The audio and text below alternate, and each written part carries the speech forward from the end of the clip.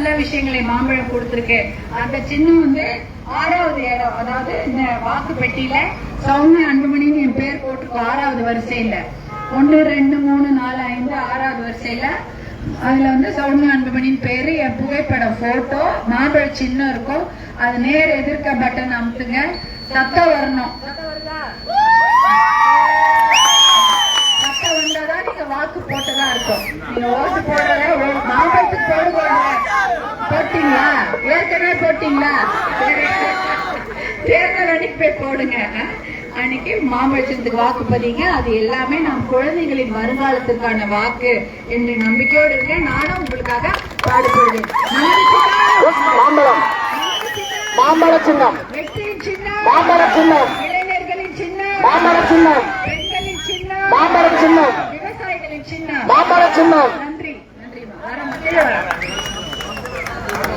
பெண்களை பாதுகாத்திடும் சின்னம் மாம்பழம் சின்னத்திற்கு வாக்களியுங்கள். 108 ஆம்புலன்ஸ் தந்த சின்னம் மாம்பழ சின்னம்.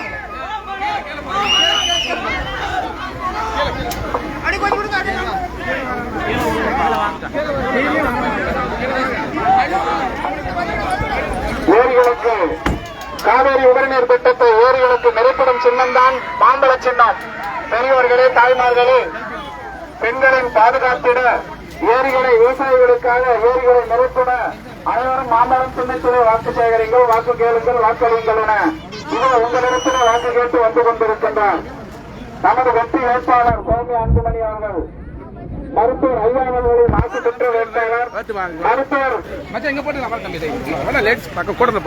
மருத்துவர் ஐயாவின் ஆசி பெற்ற வேட்பாளர் 3வது முறையாக பிரதமராகி ஆகிட மோடிஜி அவர்களுக்கு ஆதரவு பெற்ற வேட்பாளர்.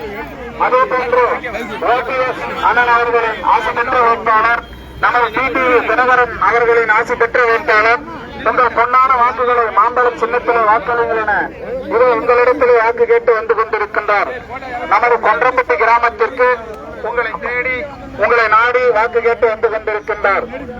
வருகின்ற 19ஆம் தேதி என்று சிந்தாமல் சிதறாமல் ஒவ்வொரு வாக்குகளையும் மாம்பழம் சின்னத்திலே வாக்களிங்கள் என உங்களிடத்திலே வாக்கு கேட்டு வந்து கொண்டிருக்கின்றார். பெரியவர்களே, தாய்மார்களே, உங்களின் பொன்னான வாக்குகளை மாம்பழம் சின்னத்திலே வாக்களிங்கள் என இது உங்களிடத்திலே உங்களை நாடி வாக்கு கேட்டு வந்து கொண்டிருக்கின்றார்.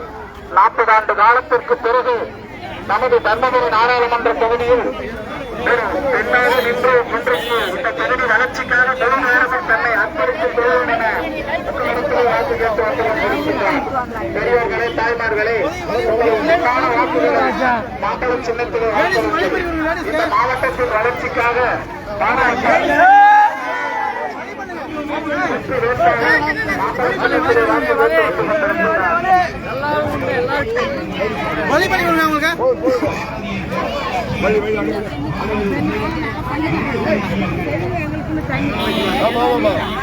பேசுவாங்க.